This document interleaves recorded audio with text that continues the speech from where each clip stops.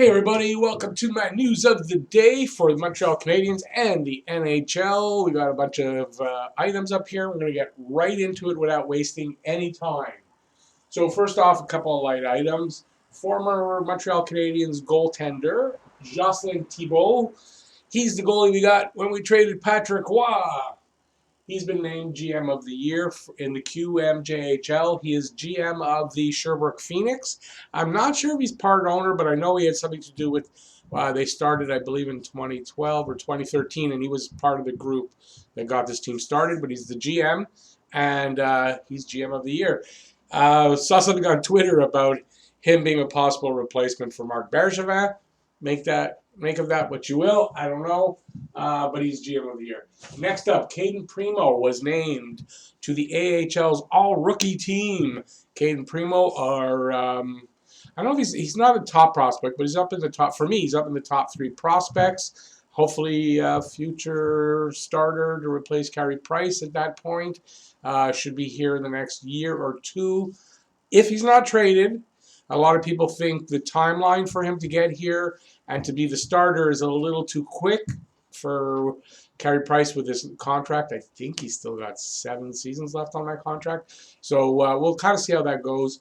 But Cayden Primeau, on the AHL's all-rookie team. Next up is not a hockey item, but it'll help.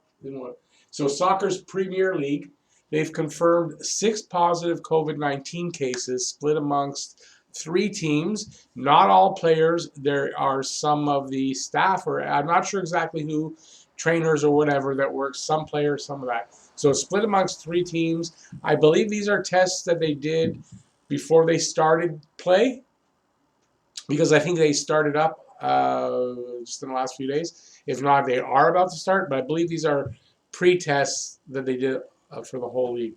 And I'm not sure if the Bundesliga one that I was talking about the other day might have been the same thing. These were tests going into the season, but I'm not positive about that. But 6 positive cases. So this just kind of highlights the difficulty that the leagues are going to have when they start up to keep the players safe, to keep the players from catching this virus. So it's going to be quite difficult. And a lot of over here that talks about what the NHL is talking about in order to get restarted, and some of it is how to keep them safe.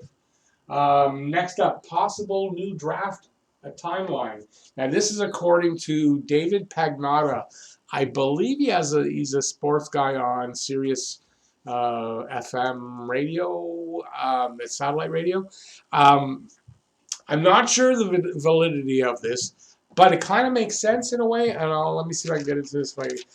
Okay, here it is. So they're talking about, instead of doing the June draft, which would be ahead of any restart and any games played, so the season wouldn't be finished, they're talking about maybe a mid to late September late September draft.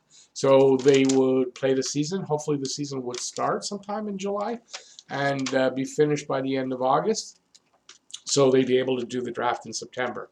October would be the free agent period, and then camps would open possibly in November with a mid-December season start. That's kind of what this article was about. And I don't know, it kind of makes sense that I don't know how they're going to do the draft before the season ends. That's the whole thing for me, is how do they do the draft? And then what if positions change because they do a 24-team tournament and then something changes and then they've already drafted, and then what do? I don't get it. I don't see how that works. So this kind of makes a little bit more sense. And I just think it makes more sense in that if you wait till the end of the season, obviously, so you know the positioning, you know all that, free agency can take place, players know that it's done, they know where to go, they can start preparing, all that kind of stuff. It just makes a lot more sense to do it after the season.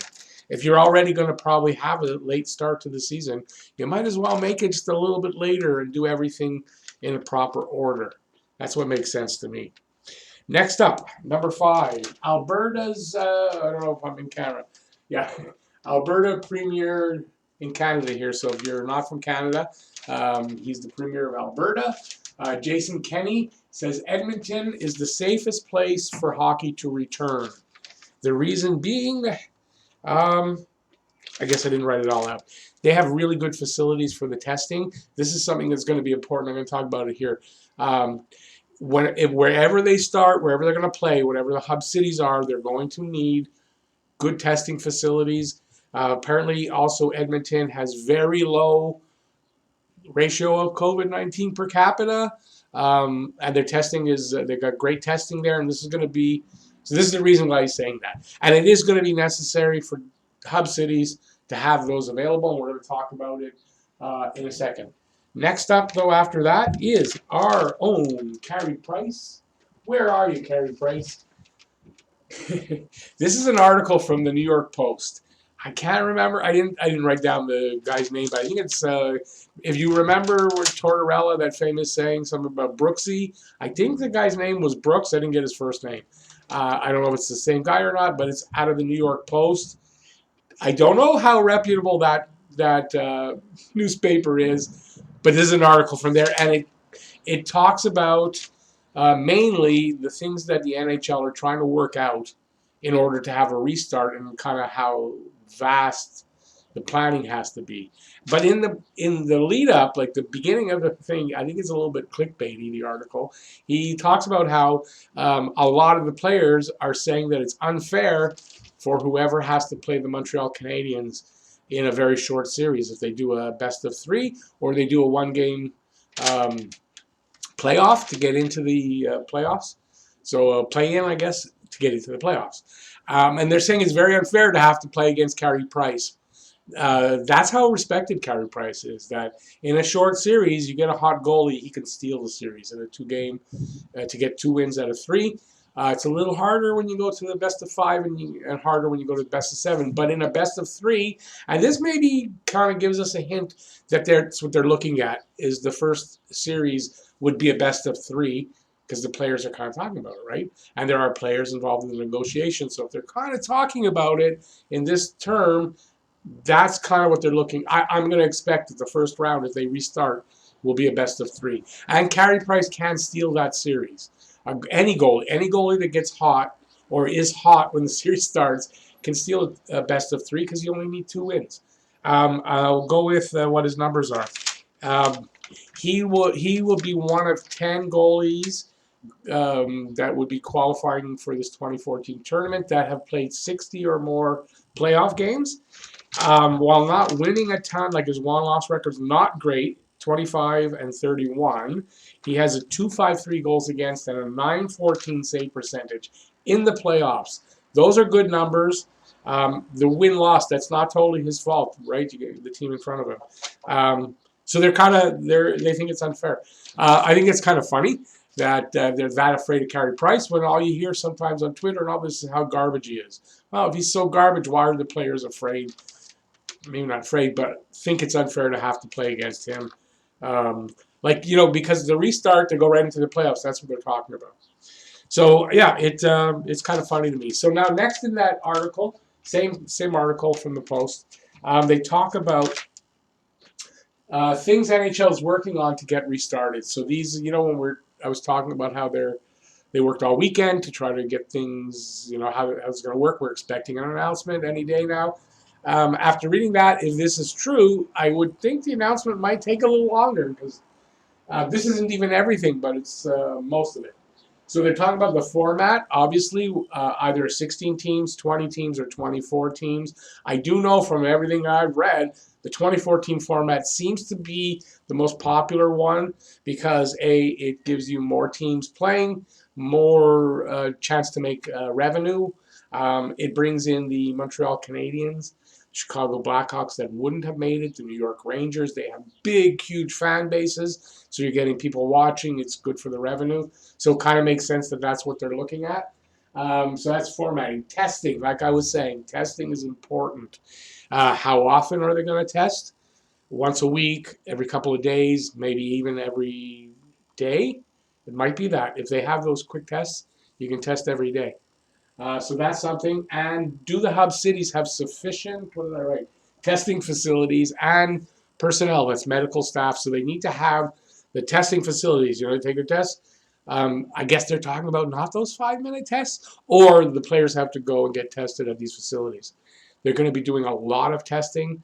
I saw something where it says it's going to take somewhere like 10,000 people involved, and that might be a little bit um, overestimating, but it's a lot of people involved in each hub city and each arena. So it's 4 arenas.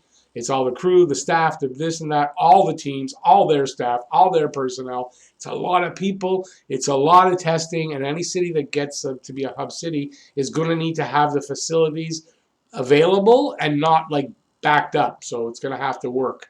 So that's one of the things they're talking about. Also, how many positive tests are acceptable before you cancel the season? Now, I just said over here, soccer, Premier League, in advance of starting the league, they found 6 positive tests. How many positive tests of players, of personnel, or whatever are acceptable to keep playing before you have to cancel, right? So that's something they're talking about. They're also talking about assessing risk to the players and to the refs and linesmen and anybody on the ice. Okay, and by is there something? No, I'll get to that. So what's the risk for these guys to go out there and play, bang bodies, be close to each other? They're trying to assess all that. But remember, these guys are their talent. These guys are their bread and butter. The players need to be kept safe because that's what attracts the fans, right? Okay, next up, escrow. They're talking about escrow. Escrow is the money that is held back from the players' salaries because player salaries are tied to the revenue at the end of the year. If the league doesn't make their amount of revenue, then they need to take that money and they use that. It comes back to them. If they've made more money, then the players get to keep their money. So that's escrow. So 2019-20's escrow is kind of they want to work out how it's going to be paid back because obviously they're not going to make money. They're going to lose. Players' escrow is going to go back to the league. They want to sort of drag the payments out over more than 1 year, and that's something they're working out. And they're working on a cap, how to cap escrow for next season. I read somewhere where the cap should not be under, I think it was here, under 25% of their set. That means they have to take a quarter of their paychecks and put it away. And they might get it back, and they might not, depending on revenues for the league. So just think about it. If you got a paycheck that you need to feed your family and all that, and I know they make a lot of money. I know it's not exactly the same. But anybody's paycheck, take 25% off of that, and you don't know whether you're going to get it back or not. Not really great, and that's the reason why players don't like escrow. So they're working on the escrow cap and a repayment schedule. An extension to the CBA. I've talked about this before, that there's kind of a rumor out there that they might extend the CBA, maybe as much as 10 years. I don't know if they're talking about extending it 10 years, but they are talking about extending the CBA. And I said this is the thing in the last video. They might have to make some changes. Even though they're extending that CBA, they can make amendments to the CBA. And they're talking about that stuff right now. Rules of engagement on the ice. Now this means how do the players conduct themselves on the ice? What are they allowed to do? What are they not allowed to do? And you know how if a guy scores a goal, everybody hugs and blah, blah, blah. That's not going to be allowed. You're going to have to keep everybody away from each other. So when the whistle blows, if there's action and whistle blows, and then there's a scrum sometimes, not going to be able to do that. High fiving, all that kind of stuff, not going to be able to do that. No fighting, obviously. So no fighting or hanging, they hang on to each other and don't actually throw a punch. Can't do that. So none of that kind of contact is going to be allowed. Even checking a guy is going to be kind of dangerous because you hit, sweat goes off your body. That's where the danger is. So they're working on that, called rules of engagement. They're also working on 2 last things, changing the contract expiration date because players' contracts expired July 1st. They might only just be starting to finish the season by July 1st, so their contracts have to be extended to whenever they figure out when the season's going to start. When it's going to end, they're going to give it a date, so they're going to decide on that.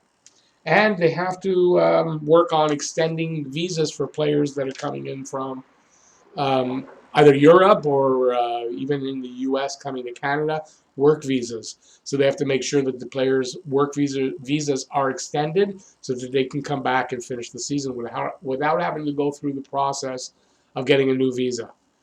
So those are the things that the league, I guess, and the players union are working on. And that's why it's taking so long. There's a lot, and there's a lot more to that. Believe me, there's a lot more to that that they have to work out. So it's kind of a huge mountain for them to climb. And it's the reason why my hot take was, I don't know if they can do it. I don't know if they can do this in time. I know the urgency of it. I know the reasons why it's got to happen.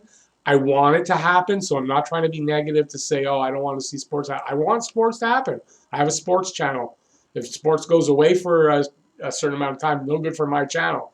So, but I don't know if they can do it. There's such a mountain to climb.